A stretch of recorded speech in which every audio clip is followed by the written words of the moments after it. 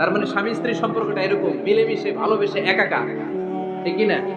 আর নিসাউ শাকাইকুর রিজাল, নারীরা পুরুষদের counter part. নারী হচ্ছে পুরুষের সহযোগী। এই পৃথিবীর এই সভ্যতা, এই সিভিলাইজেশন, এই উন্নয়ন, এই ডেভেলপমেন্ট, এটা শুধু পুরুষরা করে নাই। এই উন্নয়নের অংশীদারিত্বে আমাদের বোনদের, নারীদেরও হাত আছে না নাই? এজন্য কাজী নজরুল বলেছেন, এ বিশ্বে যা কিছু সুন্দর চিরকল্যাণকর, অর্ধেক তার গড়িয়াছে নারী, অর্ধেক তার নর। চিল্লায় বলেন ঠিক কিনা? এজন্য এই মহাবিশ্বের এই সভ্যতায় আপনাদের যেমনি অবদান, আমাদের বোনদের অবদান আছে না নাই? আছে। স্বামী স্ত্রী এই দুজন মিলে এই বিশ্ব সভ্যতা তৈরি হয়েছে। এজন্য দুজনের মধ্যে সম্পর্ক হবে পোশাকের মতো। পোশাক যেমনি দেহের সাথে লেগে থাকে, স্বামী স্ত্রীর মধ্যে এরকম সুসম্পর্কের দরকার আছে না নাই? আছে।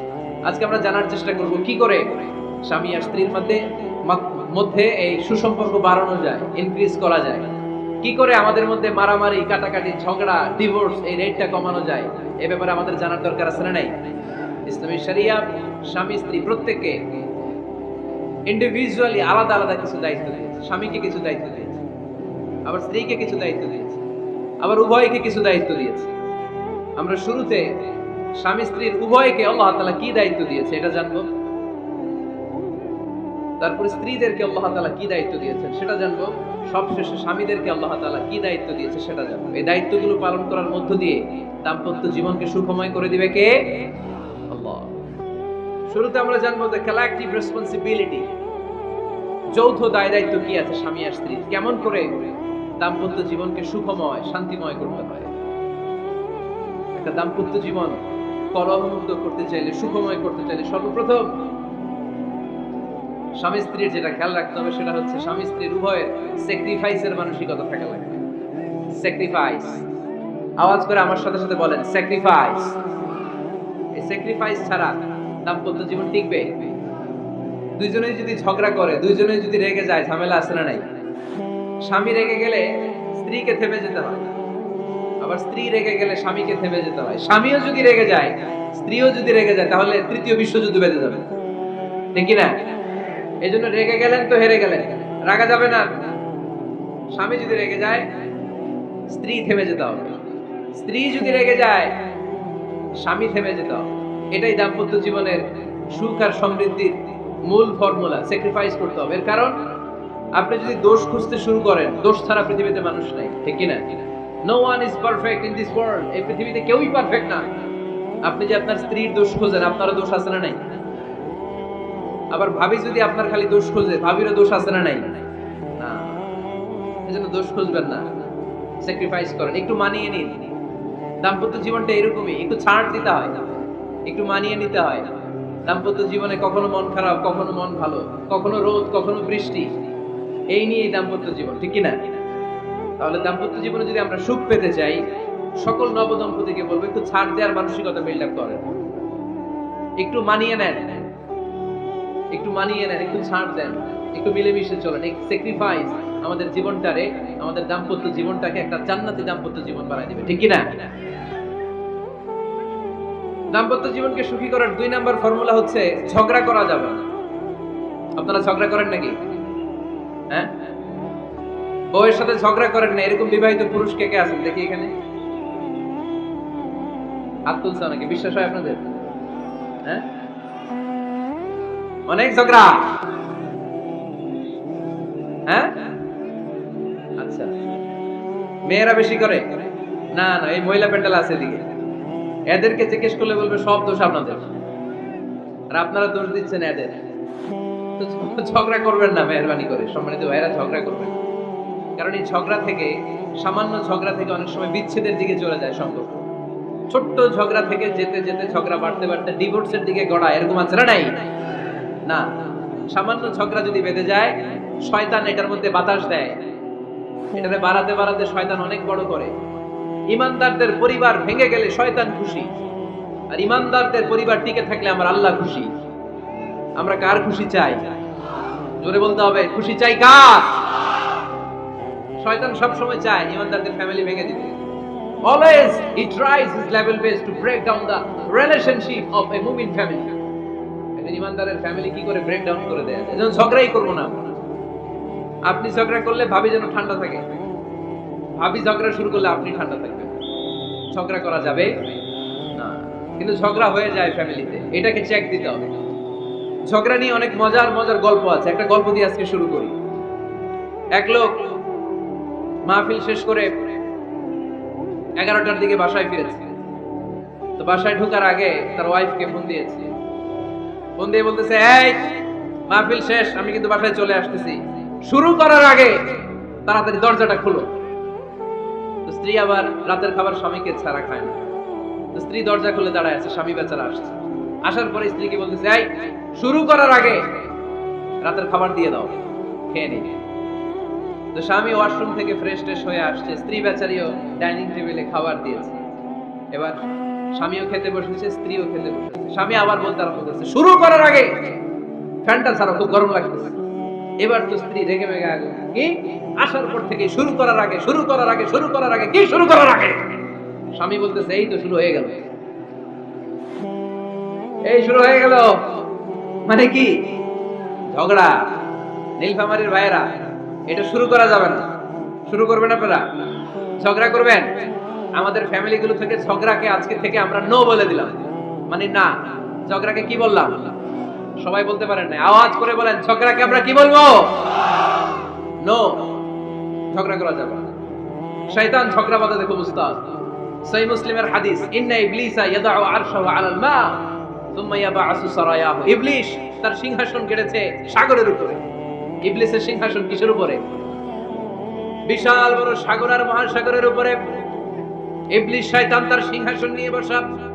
প্রতিদিন সকাল বেলায় শয়তানগুলোরে মানব রাজ্যে পাঠিয়ে দেয়, যা তোরা মানব রাজ্যে চলে যা, যে মানুষকে ওয়াসওয়াসা দেয়, ওয়াসওয়াসা দিয়ে খারাপ কাজ করা। সারা দিন খারাপ কাজ করার পরে কি কি ওয়াসওয়াসা দিল, কি কি খারাপ কাজ মানুষের মধ্যে ঘটালো, সন্ধ্যা বেলায় সব শয়তান এসে ইবলিসকে বয়ান শোনায়। সন্ধ্যা বেলায় শয়তানগুলো এসে বলে, আমি এক লোককে দিয়ে মিথ্যা কথা বলিয়েছি। আরেক শয়তান বলে, আমি নামাজ কাজা করিয়েছি এক আল্লাহর বান্দাকে দিয়ে। আরেকজন বলে, আমি ওজনে কম দিয়েছি। আরেকজন বলে, আমি সুদের ব্যবসার মধ্যে টাকা লাগানোর ব্যবস্থা করে দিয়েছি। এক একজন এক একটা ওয়াসওয়াসা দিয়ে আল্লাহর মুমিন বান্দাদেরকে ধোঁকা দিয়েছে। এগুলোর ফিরিস্তি এসে সব শয়তানেরা ইবলিসকে শোনায়, কিন্তু কোনো কথাতে ইবলিসের মন ভরে না। কোন শয়তান এসে বলে, আমি তো এমন মদের আড্ডাখানায় নিয়ে গেছি আল্লাহর বান্দাদেরকে, এগুলো নামাজই পড়ে না, খালি মদ খেয়েছে। আবার কিছু শয়তান এসে বলে, আমি ক্যাসিনোতে নিয়ে গেছি, ওখানে খালি জুয়া খেলছে। আবার কিছু শয়তান এসে বলে, আমি বাজারের মধ্যে ফরমালিনের এই ওয়াসওয়াসা ঢুকাই দিছি। একটার পর একটা শয়তানি ফিরিস্তি তারা ইবলিসকে শোনায়, কিন্তু কোনো কাজই ইবলিসের মন ভরাতে পারে না। একজন এসে বলে, আনা মা তারাকতুহু বাইনার রাজুলি ওয়া ইমরাআতি হাত্তা ফাররাকতু। আমি একজন ইমানদার নারী পুরুষের মধ্যে ঝগড়া লাগাইয়া ওই ঝগড়া বাড়াতে বাড়াতে বাড়াতে বাড়াতে তালাক পর্যন্ত নিয়ে গেছি। নাউজুবিল্লাহ পড়বেন না? শয়তান এবার তার উপর খুশি হয়ে যায়। সব শয়তানগুলোকে ঠেলে ইবলিস এই শয়তানকে কাঁধে তুলে নাচতে শুরু করে দেয়। কারণ মুমিন বান্দার সংসার যদি ভেঙে যায়, শয়তান খুশি হয়ে যায়। আর মুমিন বান্দার সংসার টিকে থাকলে খুশি হয়ে যায় কে? এজন্য নীলফামারীর ভাইরা, ঝগড়া করা যাবে না। দাম্পত্য জীবনকে সুখী করতে চাইলে ঝগড়াকে আমরা নো বলে দিব। ঝগড়া অনেক সময় হবে, কিন্তু এটাকে বাড়তে দেওয়া যাবে না, এটাকে আমরা স্পেস দিব না, ওইখানে থামায় দিতে হবে। রাজি আছেন তো সবাই? আল্লাহ রাসূল সাল্লাল্লাহু আলাইহি ওয়াসাল্লামের ফ্যামিলিতেও ঝগড়া হতো। আম্মা জান আয়েশা রাদিয়াল্লাহু তাআলা আনহার সাথে আল্লাহ রাসূল সাল্লাল্লাহু আলাইহি ওয়াসাল্লামের ঝগড়া হতো, হাদিসে পাওয়া যায়। কিন্তু এগুলো ছিল মধুর ঝগড়া, সুন্দর ঝগড়া। সুবহানাল্লাহ পড়ে। আল্লাহর হাবিব বলেন, ইয়া আয়েশা ইন্নী লা আ'লামু ইযা কুনতি আন্নী রাদিয়া ওয়া ইযা কুনতি আলাইয়া গাদবা। ও আয়েশা, তুমি কখন আমার উপর রেগে থাকো সেটাও আমি বুঝি, আবার কখন খুশি থাকো সেটাও বুঝি। আম্মা জান আয়েশা বললেন, ইয়া রাসূলুল্লাহ, ইয়া হাবিবাল্লাহ, কেমন করে আপনি বুঝেন যে আমি আপনার উপর রেগে আছি, আবার কেমন করে আপনি বুঝেন আমি আপনার উপর সন্তুষ্ট আছি? বিশ্বনবী বললেন, আয়েশা, তুমি যখন আমার উপরে খুশি থাকো, আমার উপর যখন তুমি রাজি থাকো, তখন তুমি দোয়ার সময় এইভাবে দোয়া করো, ওয়া রাব্বি মুহাম্মাদ, মুহাম্মাদের রব, আপনি আমাদের সব গুনাহগুলো মাফ করে দেন। আর যখন তুমি আমার উপর রেগে থাকো, তখন তুমি আমার নামটা মুখ দিয়ে উচ্চারণ করো না। ও আয়েশা, তখন তুমি দোয়ার সময় বলতে থাকো, ওয়া রাব্বি ইব্রাহিম, ইব্রাহিমের রব, আপনি আমাদের সব গুনাহগুলো মাফ করে দেন। যখন তুমি খুশি তখন আমার নামটা মুখে নাও, যখন তুমি আমার উপর রেগে থাকো তখন তুমি আমার নামটা মুখে নিতে চাও না। আম্মা জান আয়েশা বললেন, ইয়া রাসূলুল্লাহ, ইয়া হাবিবাল্লাহ, মা আহজু ইল্লা আমি শুধু আমার মুখ থেকে আপনার নামটারে সরায় রাখি, আমার হৃদয় থেকে কোনোদিন আপনারে সরাতে পারি না।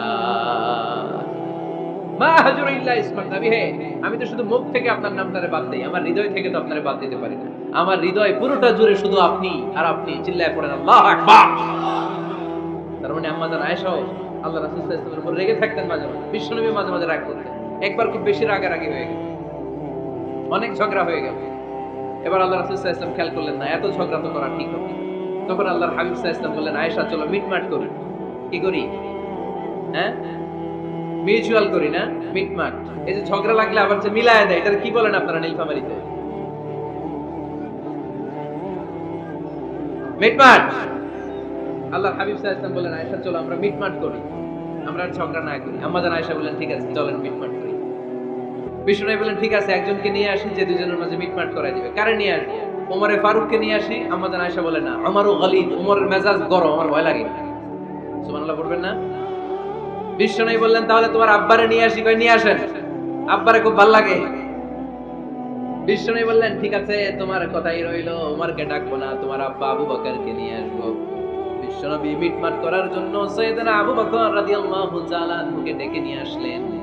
সাইয়েদনা আবু বকর রাদিয়াল্লাহু তাআলা আনহু ঘরে ঢুকলেন। বিশ্বনবী বললেন, আয়েশা আমার আর তোমার মাঝে কি নিয়ে ঝগড়া হয়েছে? কথাটা কি তুমি বলবা নাকি আমি বলবো? আম্মা জান আয়েশা বলেন, আপনিই বলেন, তবে মিথ্যা বললেন না, যা ঘটছে ওইটাই বললেন। ওয়ালা তাকুলিল্লাহ হাক্কান, যেটা সত্য ওইটাই বলবেন, অন্য কিছু বলবেন না। আবু বকর রাদিয়াল্লাহু তাআলা আনহু তো শুনে রেগে মেগে আগুন। কি এত বড় সাহস, বিশ্বনবীর সামনে দাঁড়িয়ে তুমি এভাবে কথা বলো? এই আদব শিক্ষা দিয়েছি তোমাকে আমি। রেগে গেলেন। বিশ্বনবী কি সত্য ছাড়া মিথ্যা কিছু বলবেন? রেগে মেগে চিৎকার করে মেয়ের গালের মধ্যে দিলেন এক চপেটা গাল। এক থাপ্পড় খেয়ে আম্মা জান আয়েশা উল্টায় বললেন। আবার মারার জন্য সাইয়েদনা আবু বকর রাগে গড়গড় করছিলেন, মেয়েরে আবার মারার জন্য উদ্যত হলেন।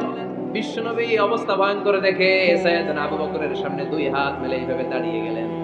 বিশ্বনবীকে যখন আবু বকর রাদিয়াল্লাহু তাআলা আনহু দাঁড়াতে দেখলেন, সাইয়েদনা আবু বকর মুহূর্তের মধ্যে থেমে গেলেন। সুবহানাল্লাহ পড়ো। সাইয়েদনা আবু বকর রাদিয়াল্লাহু তাআলা আনহু ঘর থেকে বের হয়ে গেলেন। এবার বিশ্বনবী আম্মা জান আয়েশার কাছে যেয়ে বলেন, ও আয়েশা দেখো আমি তোমারে মাইর থেকে বাঁচাইলাম। আমি না থাকলে তোমার বাবা তোমারে আজ শেষ করে ফেলতো, ঠিক কি না? আমি বাঁচাইছি তোমারে। ইয়া আয়েশা কাইফা রাআইতিনি আনখাসতুকি মিনার রাজুল। দেখছো আয়েশা কেমনে বাঁচাইলাম তোমারে? আজকে আমি না থাকলে এমন পিটতি দিতে তোমার বাবা, একেবারে খবর হয়ে যাবে। আম্মা জান আয়েশা লজ্জায় পড়ে গেলেন, হেসে দিলেন। বিশ্বনবীও হেসে দিলেন। সুবহানাল্লাহ পড়ে। দুইজনের এই হাসির আওয়াজ ঘরের বাইরে থেকে সাইয়েদনা আবু বকর শুনতে পেলেন। উনি শুনে তো অবাক, কি রে এতক্ষণ তৃতীয় বিশ্বযুদ্ধ, এখন আবার হাসে। ঘরে ঢুকলেন। ঘরে ঢুকার পরে আবু বকর রাদিয়াল্লাহু তাআলা আনহু বিশ্বনবীরে বলেন, ইয়া রাসূলুল্লাহ আশরিকানি ফি সিলমিকুমা কামা আশরাকতুমানি ফি হারবিকুমা। হে আল্লাহর রাসূল, আপনারা ঝগড়া লাগলে, আপনারা দুইজন ঝগড়া লাগলে মিটমাট করার জন্য আমারে যেমনি ডাকেন, আপনারা যখন সুখ আনন্দ আর হাসাহাসিতে ব্যস্ত থাকেন, ওই হাসির সময়গুলোতে শেয়ার করার জন্য তখনও আমার একটু ডাইকেন পড়েন। সুবহানাল্লাহ। ও নবী, শুধু ঝগড়ার সময় ডাইকেন না, শুধু মিলায় দেওয়ার জন্য ডাকবেন না। আপনাদের মধ্যে যখন সুখকর আনন্দময় হাসাহাসির মুহূর্তগুলো কাটে, ওই মুহূর্তগুলোতেও আমাকে এনে আপনারা শেয়ার করে দিয়েন। পড়েন সুবহানাল্লাহ। মুসনাদে আহমদ ইবনে হাম্বলের হাদিস। এই হাদিস প্রমাণ করে আল্লাহ রাসূল সাল্লাল্লাহু আলাইহি ওয়াসাল্লামের ঘরেও ঝগড়া হতো স্ত্রীদের সাথে, তবে মধুর ঝগড়া, শিক্ষণীয় ঝগড়া। আওয়াজ করে বলতে হবে, ঠিক কি না? সেজন্য ঝগড়া হবে, কিন্তু ঝগড়াকে বাড়তে দেয়া যাবে। তাহলে দাম্পত্য জীবন সুখময় করতে চাইলে 1 নম্বরে স্যাক্রিফাইস, 2 নম্বরে ঝগড়াকে আমরা কি বলে দিছি আজকে? বলে গেছি। ঝগড়াকে কি বলবো? নো। তাসলিমা নামে একটি মেয়ে হারিয়ে গেছে। ওসি সাহেব বলেছেন পিছনে পুলিশের কাছে যদি পাঠিয়ে দিতে পারেন ভালো হয়। ছোট্ট মেয়ে দেখলে জিজ্ঞেস করবেন তোমার নাম কি, যদি বলে তাসলিমা, 6 বছর বয়স, ওকে পাঠিয়ে দিবেন। 3 নাম্বার, দাম্পত্য জীবন সুখময় করতে চাইলে দাম্পত্য জীবনের কোনো গোপন কথা কারোর সাথে শেয়ার করা যাবে না। এটা কবিরা গুনাহ, এটাকে হারাম বলে ঘোষণা দিয়েছে কে? এটাকে বিষ্ণু বলেছেন আযমুল আমানা। স্বামী স্ত্রীর মধ্যে যে অন্তরঙ্গ মুহূর্ত কাটে, এই মুহূর্তগুলোর কথা কারোর সাথে শেয়ার করা যাবে? নীলফামারীর যুবক ভাইরা চিল্লায় বলে, এগুলো শেয়ার করা যাবে? বিষ্ণু বললেন, খবরদার, এটা আযমুল আমানা। স্বামীর সবকিছু স্ত্রীর কাছে আমানত, স্ত্রীর সবকিছু স্বামীর কাছে আমানত। আবার বিষ্ণু বলেছেন, যারা স্বামী স্ত্রীর গোপন দাম্পত্য জীবনের কথা অন্যের কাছে শেয়ার করে দেয়, তারা হলো আশারুন নাস, পৃথিবীর মধ্যে সবচাইতে নিকৃষ্ট মানুষ। এরা নিকৃষ্ট, এদের চাইতে নিকৃষ্ট আর কেউ হতে পারে না। উলাইকা কাল আনআম, বালহুম আদাল, এরা পশুর চাইতে নিকৃষ্ট, যারা স্বামী স্ত্রীর প্রাইভেট কথা, পার্সোনাল কথা মানুষের কাছে বলে বেড়ায়। আর সিবাউ হারাম, এই গোপনীয় সব কথাগুলোকে অন্যের কাছে প্রকাশ করা হারাম করেছে কে? চিল্লায় বলতে হবে কে? তাহলে খবরদার, নিজেদের দাম্পত্য জীবনের কোনো কিছু অন্যের সাথে শেয়ার করবে না। আমাদের বোনরা অনেক সময় একসাথে বসলে পেটের কথা, পিঠের কথা সব বলে ফেলে, আছে না নাই? না বোনেরা, সব শেয়ার করলেও আপনাদের দাম্পত্য জীবনের কোনো কথা কখনো কারোর সাথে শেয়ার করতে পারবেন না। 4 নম্বর ফর্মুলা হচ্ছে অহেতুক সন্দেহ পরিহার করতে হবে। অনেক স্ত্রী আছে স্বামীরে খালি সন্দেহ করে, আছে না নাই? নীলফামারীতে এই সমস্যা নাই, আছে? এই যে ভুক্তভোগী পাওয়া গেছে, আছে না নাই? খালি সন্দেহ করে, এই তুমি ওদিকে তাকালে কেন, ওই বেডের দিকে তাকালে কেন, এই তোমার মোবাইল দাও, কারে ফোন দিলা দেখি, এই ফেসবুকের পাসওয়ার্ড দাও দেখি কি করছ, দেখি মেসেঞ্জারে কার সাথে চ্যাটিং করছ, আছে না নাই? এই যে অহেতুক সন্দেহ আপনার ফ্যামিলিটারে জাহান্নামের টুকরা বানায় দিবে। আবার অনেক স্বামী আছে স্ত্রীকে খালি সন্দেহ করে, এদিকে তাকালে সন্দেহ করে, ওদিকে তাকালে সন্দেহ করে, বাসায় থাকলেও সন্দেহ, বাইরে গেলেও সন্দেহ, এরকম আছে না নাই? না, অহেতুক সন্দেহ এটা পরিহার করবেন। এই সন্দেহ খুব খারাপ জিনিস। আমি ব্যক্তিগতভাবে অনেক কেস এরকম হ্যান্ডেল করেছি, এসে বলে হুজুর খালি সন্দেহ করে, এটা একটা রোগ, এটা কি আপনার ফ্যামিলিটারে শেষ করে দেবে। এজন্য অহেতুক সন্দেহ পরিহার করবেন। হ্যাঁ, সত্যি যদি পরকীয়ার কোনো ঘটনা ঘটে থাকে ওটা নিয়ে বসেন, ফেস টু ফেস কথা বলেন, ফ্যামিলি মিটিং করেন, সরাসরি সেটেল করার চেষ্টা করেন। কিন্তু অহেতুক সন্দেহ একটা রোগ, এই রোগ থেকে আল্লাহ তুমি দাম্পত্য জীবনকে বাঁচাও, আমরা আওয়াজ করে পড়বো আমিন। 5 নাম্বার, স্বামী স্ত্রী একে অপরকে আল্লাহর বিধান স্মরণ করায় দিবে। স্বামী যদি ফজরের সময় ঘুমায় থাকে, স্ত্রী ডেকে দেওয়ার দরকার আছে না নাই? আবার স্ত্রী যদি ঘুমায় থাকে, স্বামীর ডেকে দেওয়ার দরকার আছে না নাই? কোন স্বামী যাবে জান্নাতে, তার স্ত্রী যাবে জাহান্নামে, আবার স্ত্রী হবে জান্নাতি, স্বামী যাবে জাহান্নামে, এরকম আমরা চাই নাকি? আমরা যখন জান্নাতে যাব, আমার স্ত্রীর হাত ধরে একসাথে জান্নাতে ঢুকতে চাই, ঠিক কি না? আবার আমার স্ত্রী যখন জান্নাতে যাবে, সে একা ঢুকতে পছন্দ করবে? এজন্য আমরা দুনিয়াতে যেমনি এক ছাদের নিচে, এক জায়গায়, এক বাড়িতে, জান্নাতেও আমরা এক বাড়িতে থাকতে চাই। আওয়াজ করে বলতে হবে ঠিক কি না? এজন্য গবেষকরা বলেছে স্বামী স্ত্রীর ভালোবাসাটাকে তারা বলে লাভ পিরামিড। কি পিরামিড? লাভ পিরামিড। এই ত্রিভুজ আকৃতি, কি রে ভাই? আচ্ছা, লাভ পিরামিড, ত্রিভুজ আকৃতি, ট্রায়াঙ্গেল। আপনারা ত্রিভুজ চিনেন? কথা কয় না। ত্রিভুজের কয় কোণা? কয় কোণা? 3 কোণা। এই যে এরকম, তাই না? এজন্য স্বামী স্ত্রীর ভালোবাসাটাকে বলে লাভ পিরামিড। উপরের উপর সমুচার মতো না, উপরে থাকে আল্লাহ, আর ডানে স্বামী, বায়ে স্ত্রী, এই 2 কোণায় স্বামী স্ত্রী, আর উপরের কোণায় আল্লাহ। স্বামী স্ত্রী যদি আল্লাহর আনুগত্যের দিকে যেতে চায়, যতই তারা, the couple come to Allah, they come closer to each other। তারা যদি আল্লাহর কাছাকাছি যায়, তারা নিজেরাও কাছাকাছি হয়, ঠিক কি না? তারা আল্লাহর কাছে যেতে যেতে যেতে যেতে আল্লাহর ইবাদতে যদি একেবারে আল্লাহর কাছে চলে যায়, তারা নিজেরাও কাছাকাছি চলে যায়, ঠিক কি না? আর তারা আল্লাহর আনুগত্য থেকে যত দূরে সরে, তারা নিজেরাও নিজেদের থেকে তত দূরে সরে পড়ে। চিল্লায় বলেন ঠিক কি না? লাভ পিরামিড এটা। এজন্য the closer the couple comes to Allah, the closer the couple comes to each other। কাপল, স্বামী স্ত্রী আল্লাহর ভালোবাসা নিজের মধ্যে যত গাঢ় করবে, আল্লাহর আনুগত্য যত বেশি করবে, আল্লাহর ইবাদত যত করবে, নিজেরাও তত কাছাকাছি আসবে। আর আল্লাহরে যত ভুলবে, নিজেদের মধ্যে বড় বড় ফারাক করে দিবে কে? তবে হ্যাঁ, ভ্যালিড যদি কোনো কজ থাকে, ভ্যালিড কজ, অসুস্থতা, অন্যান্য কমপ্লেক্সিটি যদি থাকে, সেটা ভিন্ন ব্যাপার। কিন্তু ইগোর কারণে, ইগো, মেজাজ দেখিয়ে, রাগ দেখিয়ে কোনো বোন যদি স্বামীর আহ্বানে সাড়া না দিয়ে মুখ ফিরিয়ে চলে যায়, ফজর পর্যন্ত আল্লাহর ফেরেশতারা ওই মহিলার উপর লানত দিতে থাকে। আওয়াজ করে পড়তে হবে নাউযুবিল্লাহ। আবার বিশ্বনবী বলেছেন, খবরদার, রমজান ছাড়া কোন নফল রোজা কোন স্ত্রী যদি রাখতে চায়, নফল রোজা রাখার আগে স্বামীর কাছ থেকে যেন সে অনুমতি নিয়ে নেয়। নফল রোজা, আওয়াজ করে বলেন কি রোজা? ফরজ রোজা না। দিনের বেলা যেহেতু রোজা রাখতে হয়, কোন নারী, কোন যুবতী নারী, বয়স্কা নারীদের কথা ভিন্ন, কোন যুবতী নারী যদি নফল রোজা রাখতে চায়, সে তার স্বামীর পারমিশন নেবে। কারণ হয়তো স্বামী দিনের বেলা স্ত্রীর সঙ্গ চেতে পারে, ঠিক কিনা? এজন্য স্বামীর কাছ থেকে পারমিশনের দরকার আছে না নেই? এরপরে 4 নাম্বার দায়িত্ব, নিজের লজ্জাস্থানের হেফাজত করা। فالصالحات قانتات حافظات للغيب بما حفظ الله। আল্লাহ নেককার স্ত্রীদের বর্ণনা যখন কালামুল্লাহ মাজিদে দিয়েছেন, আল্লাহ বলেছেন নেককার নারীদের প্রথম গুণ, তারা সব সময় তাদের স্বামীদের আনুগত্য করে। 2 নাম্বার, তারা তাদের নিজের লজ্জাস্থানের হেফাজত করে। 4টা কাজ কোন নারী যদি দুনিয়াতে করে, 4টা, আওয়াজ করে বলতে হবে কয়টা? মাত্র 4টা কাজ কোন নারী যদি পৃথিবীতে করে, ওই নারীর জন্য জান্নাতের 8টা দরজা খুলে দিবে কে? আওয়াজ করে বলতে হবে, খুলে দিবে কে? বিশ্বনবী বললেন, আল মারআতু ইযা সাল্লাত খামসাহা, কোন নারী যদি 5 ওয়াক্ত সালাত পড়ে, সামাত শাহরাহা, রমাদানের রোজা রাখে, আতাআত বালাহা, স্বামীর আনুগত্য করে, হাফিজাত ফুরুজাহা, লজ্জাস্থানের হেফাজত করে, এই 4টা কাজ যদি কোন নারী দুনিয়ার বুকে করে, জান্নাতের 8টা দরজা তাদের জন্য খুলে দিবে কে? এজন্য দাম্পত্য জীবনকে সুখময় করতে হলে একজন স্ত্রীর 4 নম্বর দায়িত্ব হচ্ছে নিজের সতীত্বের হেফাজত করা। 5 নম্বর দায়িত্ব হচ্ছে স্বামীর সম্পদের হেফাজত করা। সাইয়েদনা আবু সুফিয়ান রাদিয়াল্লাহু তাআলা আনহু ছিলেন খুব কৃপণ মানুষ, বিষ্ণু ইসলামের শ্বশুর। সেই বুখারীতে এসেছে, ওনার স্ত্রী এসে আল্লাহ রাসূল সাল্লাল্লাহু আলাইহি ওয়াসাল্লামের কাছে বলেন, ইয়া রাসূলুল্লাহ, ইন্না আবা সুফিয়ান রাজুলুন শাহীহ, হে আল্লাহর রাসূল, আবু সুফিয়ান খুব কৃপণ মানুষ, আমার আর আমার সন্তানদের খরচের জন্য যে টাকা পয়সা লাগে আমার স্বামী দেয় না।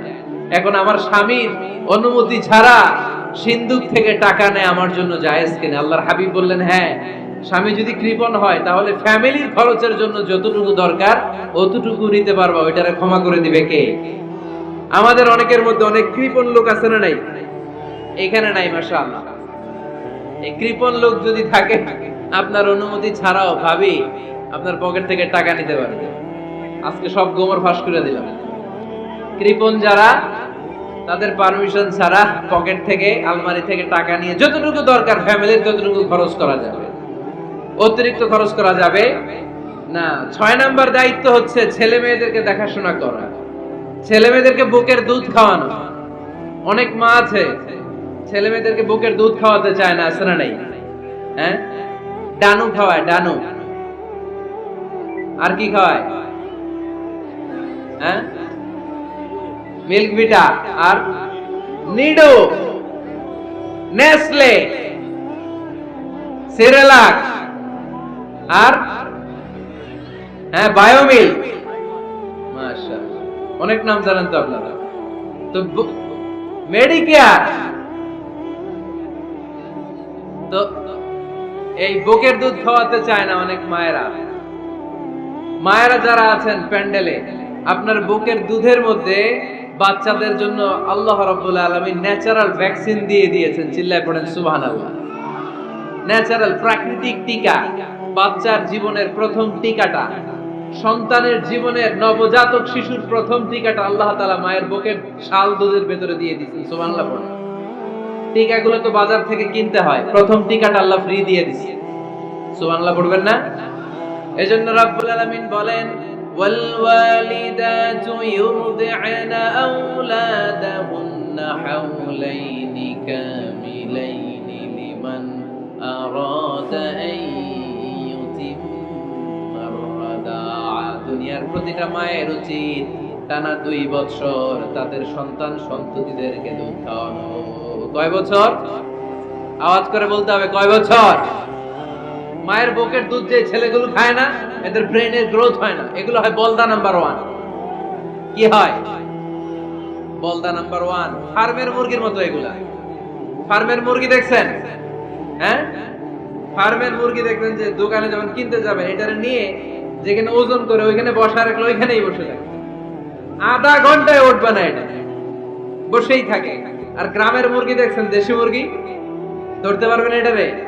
খবর আছে, ঘাম ছুটায় ছাড়বে। তো মায়ের বুকের দুধ যেগুলা খায় এগুলা দেশি মুরগির মতো, আর এই নিডু খায় যেগুলা, এগুলো 1 নাম্বার বলদা হয়, আর ফার্মের মুরগির মতো হয়। ঠিক কি না? উদাহরণটা দিলাম এই জন্য, আপনার সন্তানের ভবিষ্যতের কথা বোঝানোর জন্য উদাহরণটা দিয়েছি।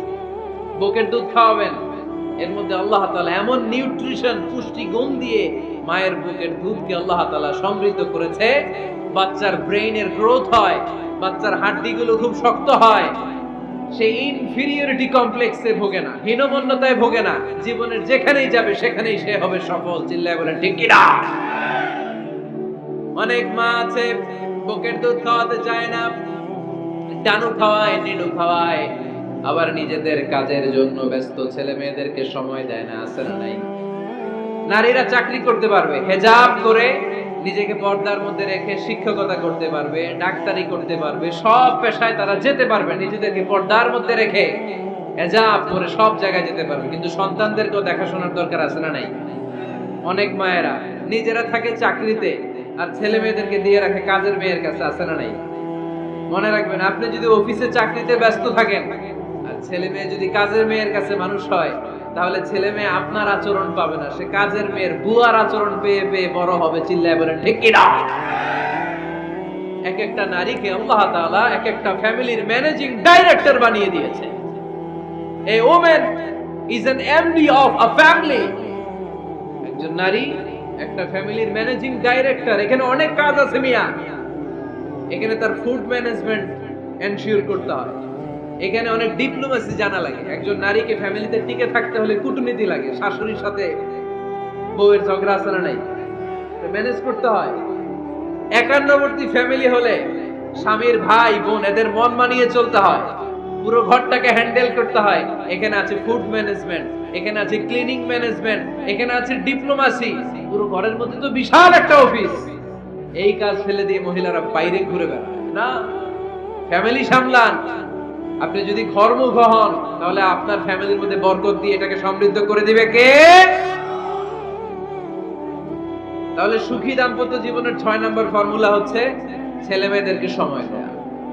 ছেলে মেয়েদেরকে সময় দেন। Spending money, spending time is more important than spending money for children. ছেলে মেয়েদের জন্য টাকা ব্যয় করার চেয়ে ছেলে মেয়েদের সাথে সময় ব্যয় করা বেশি গুরুত্বপূর্ণ। ঠিক কি না? এমন অনেক ফ্যামিলি আছে আমি দেখেছি যে বাবাও চাকরিজীবী, মাও চাকরিজীবী। আছে না নাই? হয় ডে কেয়ারে না কাজের বুয়ার কাছে মানুষ হইতেছে। বাবা মারা যখন সকালে অফিসের জন্য বের হয় তখনও ছেলে মেয়ে ঘুমায়, আবার রাতে যখন মিটিং সিটিং সব শেষ করে ঘরে আসে তখনও ছেলে মেয়েগুলো ঘুমায়। শুক্রবার ছাড়া বাবা মার ছেলে মেয়েদের দেখা নাই। এরকম ফ্যামিলি আছে না নাই? ঢাকাতে পারিবারিক এই ক্রাইসিস, এই সংকটগুলো আমরা প্রায়ই শুনি। আপনাদের নীলফামারীতে আলহামদুলিল্লাহ এগুলো নাই, তাই না? আল্লাহ তুমি আমাদের ফ্যামিলিগুলোরে বরকতময় করো, আমাদের ফ্যামিলিতে যেন আমরা জান্নাতি ইমেজ উপভোগ করতে পারি। তুমি তৌফিক দান করো, আওয়াজ করে পড়বো আমিন। 7 নাম্বার দায়িত্ব, বিশ্বনবী বলেছেন খবরদার, স্বামী পছন্দ করে না এমন কোন লোককে স্ত্রী যেন ঘরে অ্যালাউ না করে। স্বামী পছন্দ করে না এমন কোন লোককে আপনার স্ত্রী ঘরে অ্যালাউ করতে পারবে? আমার বোনেরা খবরদার, আপনার স্বামীর পারমিশন ছাড়া, আপনার স্বামী পছন্দ করে না এরকম কোন লোককে আপনার ঘরে আপনি অ্যালাউ করতে পারবেন না। 8 নাম্বার, স্বামীকে আর্থিকভাবে সহযোগিতা করা। যদি স্ত্রী ধনী হয়, আমরা সব এক করে ফেলছি। আসলে ইসলামের দৃষ্টিতে স্বামীর ব্যালেন্স আলাদা, স্ত্রীর ব্যালেন্স আলাদা। স্বামীর যাকাত আলাদা, স্ত্রীর যাকাত আলাদা। ঠিক কি না? স্ত্রী ধনী হতে পারে, স্ত্রীর আলাদা সম্পদ থাকতে পারে। যদি স্ত্রীর সম্পদ থাকে, স্ত্রীর উচিত তার সম্পদ দিয়ে তার স্বামীকে এস্টাবলিশ হতে, স্বাবলম্বী হতে সহায়তা করা। যদিও এটা আল্লাহ তাআলা আবশ্যক করে দেন নাই, কারণ আর্থিক ফিনান্সিয়াল সব কাজগুলোকে স্বামীর উপরে ফরজ করেছে কে? ফিনান্সিয়ালি 1 টাকা খরচ করা, 1 টাকার দায়ভার নেওয়া কোন স্ত্রীর উপরে আল্লাহ আবশ্যক করে নাই। তারপরেও স্ত্রী যদি ধনী হয়, স্ত্রীর যদি জায়গা জমি থাকে, সম্পদ থাকে, তাহলে স্ত্রীর উচিত তার স্বামীকে স্বাবলম্বী হতে সহযোগিতা করা। ঠিক কি না? আমরা মডেল হিসেবে আম্মা জান খাদিজা রাদিয়াল্লাহু তাআলা আনহার জীবনের দিকে যদি তাকাই, তাহলে দেখবো উনি অনেক মহিয়সী, গরিয়সী একজন ব্যবসায়ী নারী ছিলেন।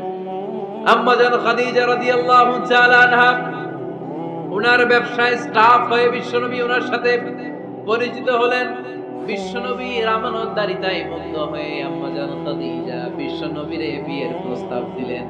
আম্মা জান খাদিজা রাদিয়াল্লাহু তাআলা আনহার সাথে বিশ্বনবীর যখন বিয়ে হয়ে যায়, বিয়ের পরে আম্মা জান খাদিজা বলেন, ও বিশ্বনবী, আমার যত সম্পদ আছে, আমার ব্যবসায়ের যত মালামাল আছে, যত সম্পদ আছে, সব আমি আপনার পায়ের সামনে এনে রেখে দিলাম। আপনি দিয়ে দিলাম, সব সম্পদ আপনারা আমি দিয়ে দিলাম। আপনি ইচ্ছে মতো মানুষকে দান করতে পারেন, খরচ করতে পারেন, দাওয়াতি কাজে, মুসলিমদেরকে আজাদ করার কাজে আপনি ব্যয় করতে পারেন। আওয়াজ করে পড়েন আল্লাহু আকবার। আম্মাজান খাদিজাকে যদি আমরা মডেল হিসেবে ধরি, তাহলে প্রতিটা বোনের উচিত তাদের যদি অর্থ কড়ি থাকে, সম্পদ থাকে, স্বামীকে স্বাবলম্বী হতে ওই সম্পদ দিয়ে সাহায্য করার দরকার আছে না নাই? কথা বলেন না কেন? 9 নাম্বার, স্ত্রীর দায়িত্ব দাম্পত্য জীবনকে সুখময় করতে নিজেকে স্বামীর সামনে বিউটিফাই করে উপস্থাপন করা। ওই যে কয় ঠিক আসছে, নিজেদের পক্ষে আসলেই ঠিক। নিজেকে বিউটিফাই করে, মেকআপ করে স্বামীর সামনে উপস্থাপন করা। রাগ করবেন না আমার বোনেরা, আমি আপনাদেরকে খুব ভালোবাসি এবং বোনরাও আমাকে খুব ভালোবাসে। আমার একটা পেজ আছে আমার নামে, এই ফেসবুকে মিজানুর রহমান আজহারি। এই পেজে প্রতিদিন শত শত প্রশ্ন আসে। এই প্রশ্নের বেশিরভাগ প্রশ্ন আমাদের বোনদের। অনেক বোনরা বলে, হুজুর আপনার ওয়াজ আমরা শুনি, কারণ আপনি আমাদেরকে খুব সম্মান দিয়ে কথা বলেন। আলহামদুলিল্লাহ, আমি আমার বোনদেরকে ভালোবাসি, মাদেরকে ভালোবাসি। আমি আমার মা বোনদেরকে বলবো, আপনারা নিজেদেরকে গুছিয়ে সাজিয়ে স্বামীর সামনে উপস্থাপন করুন। অনেক বোনেরা আছে বাইরে যাওয়ার সময় পার্লারিং করে, মেকআপ করে, সুন্দর জামা কাপড় পরে বাইরে যায়, আর স্বামীর সামনে আসলে বুয়ার মতো থাকে। আছে না নাই? স্বামীর সামনে পচা জামা, ছিঁড়া জামা, চুলের মধ্যে নাই সুগন্ধি, নিজেকে গুছিয়ে রাখে না, সামলে রাখে না, কাজের বুয়ার মতো নিজেকে উপস্থাপন করে স্বামীর সামনে। আর বাইরে গেলে মেকআপ করে, পার্লারিং করে যায়। হওয়া দরকার ছিল উল্টা। বাইরে আপনি সাদা সিধা ভাবে যাবেন, বোরকা দিয়ে নিজেকে ঢেকে যাবেন। বাইরে যাওয়ার সময় কোন নারী পারফিউম ইউজ করে যেতে পারবে না। নারীরা যত পারফিউম ইউজ করতে মনে চায় আপনার বেডরুমে, আপনার স্বামীর সামনে, ঠিক কিনা? স্বামীর সামনে পারফিউম ইউজ করেন, নিজেকে উজাড় করে সাজান স্বামীর জন্য। এই প্রতিটা সাজুগুজুতে সওয়াব আছে না নাই?